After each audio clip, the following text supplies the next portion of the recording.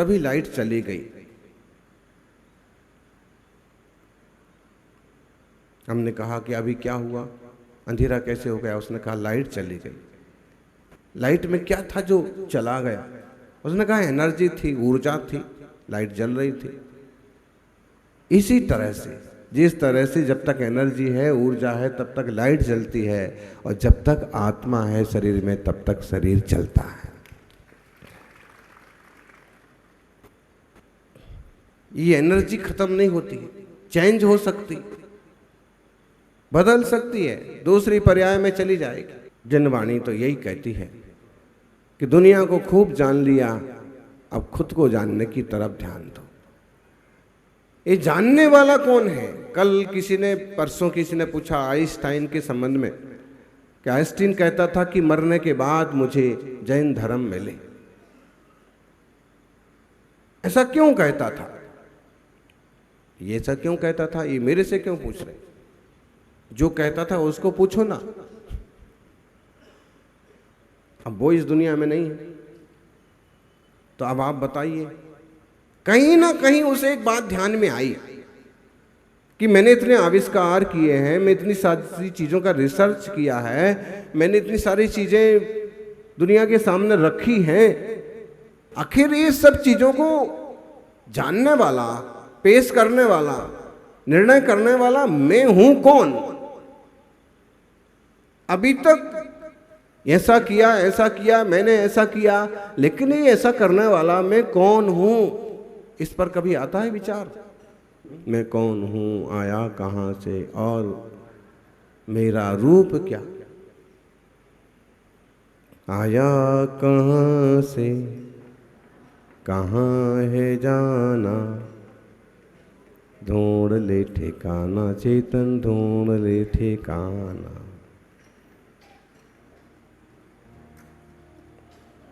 पूरा गीत है, बड़ा सुंदर गीत। एक दिन तेरा गोरा तन ये मिट्टी में मिल जाएगा, माल खजाना रुपया पैसा यहीं पड़ा रह जाएगा, कहीं तो तुझको पड़ेगा जाना। गाओ आप लोग, कितना अच्छा बजा रहे हैं वो, बोलो। हाँ वैद्य जी, कहीं तो तुझको पड़ेगा जाना, ढूंढ ले ठिकाना चेतन, ढूंढ ले ठिकाना। गीत है, एक बड़ा सुंदर गीत है। दो लाइन में भी बड़ा संबोधन है। अपना ठिकाना ढूंढो, कहीं तो जाना पड़ेगा। जानना मेरा स्वभाव है, करना करना करना करना करते रहते हैं, जबकि आप कर क्या सकते? जानन कर सकते हैं, आप जान सकते। पदार्थ में आप क्या चेंजिंग करेंगे?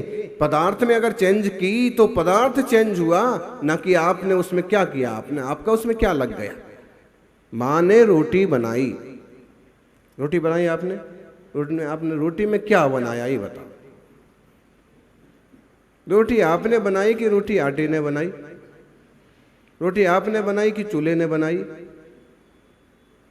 वो चकला और बेलन, रोटी चकला बेलन ने बनाई कि आपने बनाई? बोलो। हमने बनाई। बोले रोटी तो हम ही बनाते। अच्छा, अगर वो रोटी जल जाए, भुन जाए, खराब बन जाए, फिर किसने बनाई?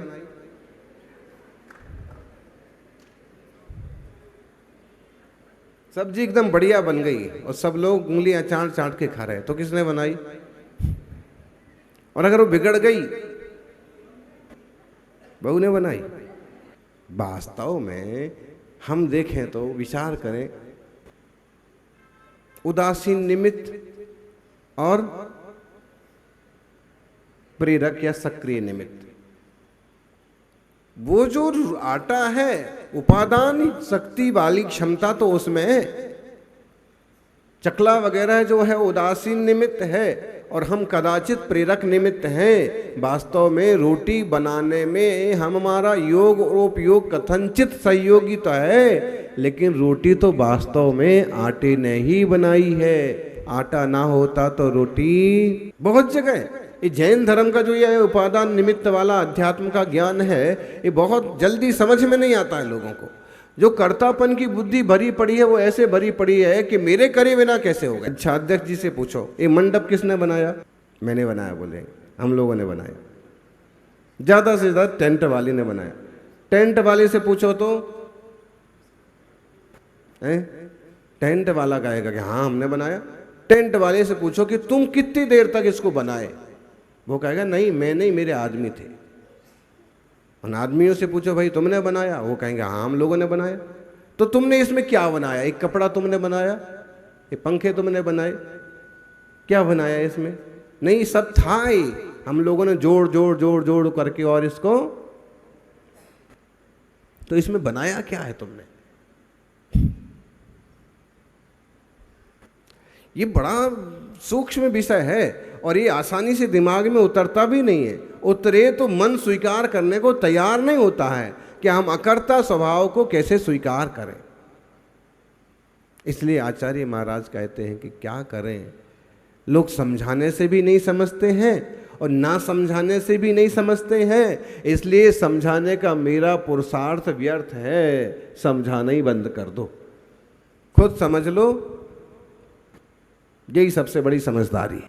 यद बोधयितुम् इच्छामि तन्नाहं यदहं पुनः ग्राह्यं तदपि नान्यस्य तत्किं मन्यस्य बोधये। 59 नंबर का समाधि तंत्र का श्लोक। यद माने जो आत्मा, यह जो आत्मा का स्वरूप अन्य जीवों को बोधयितुम् समझाना इच्छामि चाहता हूँ, मैं जो आत्मा का ज्ञान दूसरे जीवों को कराना चाहता हूं, तन्ना अहम, मैं वह नहीं हूं। जिन विकल्पों से मैं समझाना चाहता हूं वो विकल्प मैं नहीं हूं। और मुझे जो दिख रहा है, आप लोगों में आप दिख रहे हैं, आपके नाम पहचाने जा सकते हैं। कई लोग तो परिचय में आ गए, रोज रोज रोज रोज रोज रोज उपस्थित रहते हैं और सेवा करते हैं, तो कई चेहरे तो जाने पहचाने हो गए। तो चेहरा जाना पहचाना हो गया, उसके भीतर कौन बैठा है का क्या रूप है? ये रचना जीव की है कि पुद्गल की? बोलो जी, बसंत जी। चेहरा जो रचना है ये किसकी है? जीव की है कि पुद्गल की? जी, उपास करने वालों को ज़्यादा अनुभव में आ गया कि ये जो रचना है सब ये पुद्गल की है। जीव तो जानता है, जितना उपास के पहले जानता था उतना उपास के बाद भी जानता है, लेकिन इस बीच में वजन जरूर 5 किलो कम हो गया। हाँ, उपास करने से, तप करने से शरीर क्षीण हो गया। तो ये देह अलग चीज है और जानने वाली चेतना अलग चीज है। यद बोधयितुम् इच्छामि तन्नाहं यदहं पुनः, जो मैं समझाने की इच्छा करता हूँ वह मैं नहीं हूँ, क्योंकि इच्छा मेरा स्वभाव नहीं है, जानना मेरा स्वभाव है। इच्छा तो एक तरह का विभाव हो गया, स्वभाव नहीं हुआ। अध्यात्म की थोड़ी सी गहरी चर्चा है, लेकिन थोड़ा सा मन लगा के सुनते हैं तो बड़ा अच्छा लगता है। अनादि निधन अकारण चैतन्य भगवान आत्मा मैं हूं। अनादि निधन अहेतुक ज्ञायक स्वभावी मैं आत्मा हूं। कैसा? अब इस पर विचार करो कभी। अनादि निधन, अनादि निधन नमोकार मंत्र कैसा है? अनादि निधन। अनादि निधन का मतलब क्या? कई लोग ऐसे अर्थ करते हैं, बोले अनादि तो है लेकिन निधन, निधन मतलब ऐसे अर्थ करना क्या? ये पूरा एक समास पद है, अनादि निधन, एक साथ बोलना है पूरा, अनादि निधन। और जब हम इसका विच्छेद करेंगे तो क्या निकलेगा? अनादि अनिधन, जिसका शुरुआत भी नहीं है और जिसका समापन भी नहीं है, कभी खत्म नहीं होगा, ऐसा महामंत्र नमोकार मंत्र। ऐसे ही अनादि अनिधन अहेतुक गायक स्वभावी आत्मा मैं हूं। अनादिकाल से है आत्मा। आज कोई कुछ बन गया, कोई कुछ बन गया, कोई किसी संप्रदाय में, और आज तो आप देख लो ना, वो हो रहा ना धर्मांतरण। कल तक वही व्यक्ति हिंदू था, लेकिन किसी तरह के चक्कर में पड़ गए और वही क्रिश्चियन बन गए।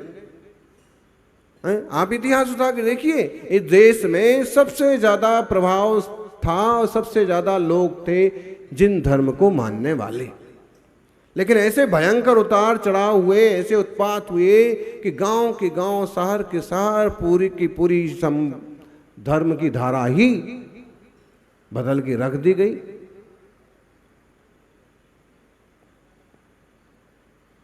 अभी भी देखो, कई लोग मुनि राजों को निरंतर मानते रहे, लेकिन बाद में किसी तरह के प्रभाव में आकर के अब मुनिराज को भी नहीं मान रहे। ऐसे भी थोड़े से लोग मिल जाएंगे आपको। कहां से बदलते रहते, सब परिणाम कैसे ऊंचे नीचे होते रहते।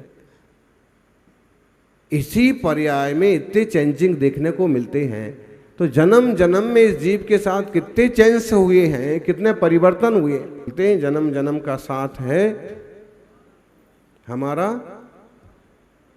हमारा हमारा है, हमारा तुम्हारा तो बस ये 4 महीने का है।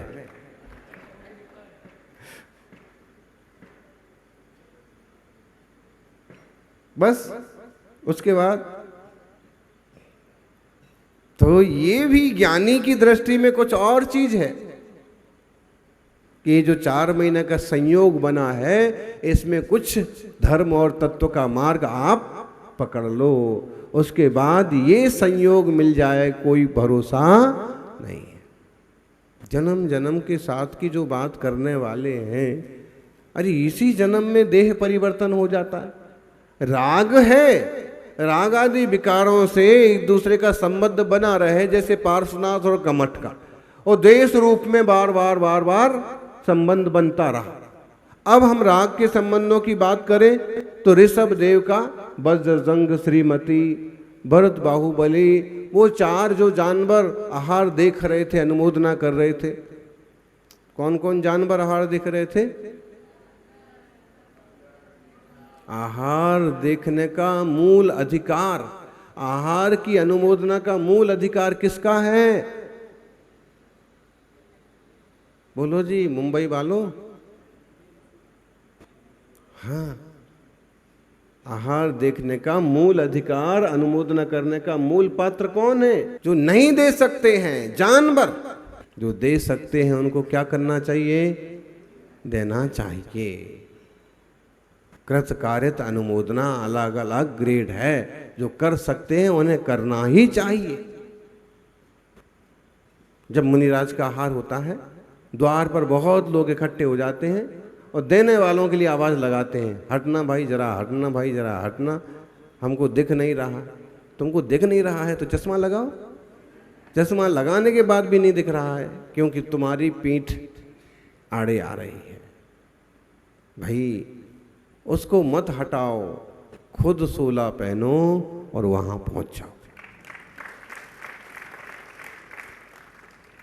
जब पात्रता है तो दे क्यों नहीं रहे? अब आप देखिए, वो 4 जानवर थे, उनका उस समय तक देखा जाए तो कोई संबंध नहीं था, न ऋषभ देव के जीव से, न श्रीमती के जीव से, न उन मुनिराज से, और न उस समय जो मतिवर आदि मंत्री उपस्थित थे उनसे। लेकिन इस एक क्रिया में वो सब सम्मिलित हुए, उनके ऐसे परिणाम बन गए कि इस भव के बाद वो 8 जीव, वो 10 जीव साथ साथ कुछ न कुछ बनते, आसपास रहते और लगभग एक जैसी क्रियाएं करके एक जैसे ही लगभग आयुष्य को प्राप्त हो जाते। ये राग के संबंध है। लेकिन इसमें भी परिणमन तो कितने हो गए, शरीर कितने बदल गए। शरीर शाश्वत नहीं रहता है, अपनी आयु, अपनी उम्र पूरी होने के बाद चेंज होता है। एक स्थूल ऋजु सूत्र नए से जब विचार करते हैं तो ये पूरी पर्याय को हम एक मान लेते हैं। लेकिन अगर इसमें सूक्ष्म ऋजु सूत्र की तरफ से देखें तो पल पल पल पल भी तो चेंज हो रहा है ना। कोई एक दिन में तो बूढ़ा नहीं हो जाता, कोई एक दिन में जवान नहीं हो जाता, ऐसे परिणमन चलता रहता है। ये विषम जातीय पर्याय है। जीव और देह एक मिल करके जो वर्तमान की पर्याय है, ये दो द्रव्यों की एक विषम जातीय पर्याय है। इसमें हम पुद्गल तो नहीं ही हैं, हम तो हैं ज्ञायक ज्ञान घन चैतन्य भगवान आत्मा। तो आचार्य श्री ऐसा क्यों कह रहे?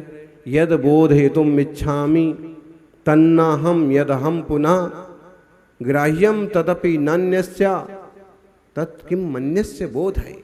वो कहते हैं कि यद बोधयितुम इच्छामि, जिसे मैं समझाना चाहता हूं,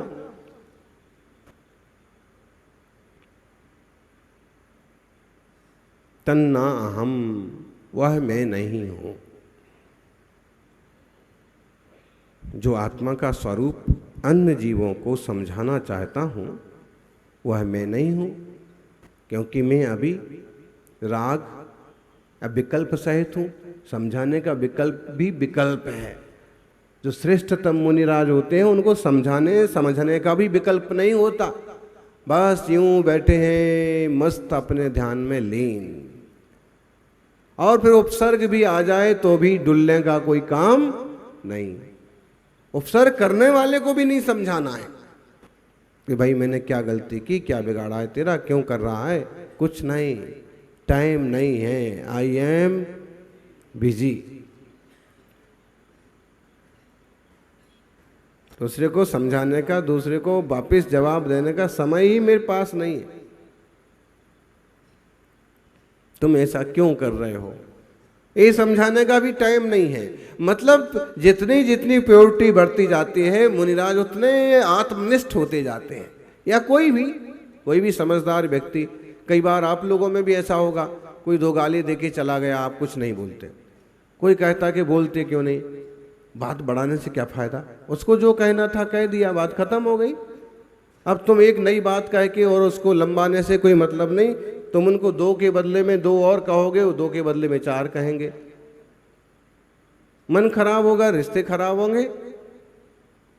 तो जो जितना समझदार होता जाता है वो उतना आत्मनिष्ठ होता है। अब जब मैं समझाने की सोच रहा हूं, तब मैं जो समझाना चाहता हूं वह मैं नहीं हूं, मैं तो शुद्धात्मा समझाना चाहता हूं। ग्राह्यम तदपि नान्यस्य, और जो मेरा स्वरूप, जो मैं हूं, वह भी अन्य व्यक्ति का ग्राह्य ग्रहण करने योग्य नहीं है।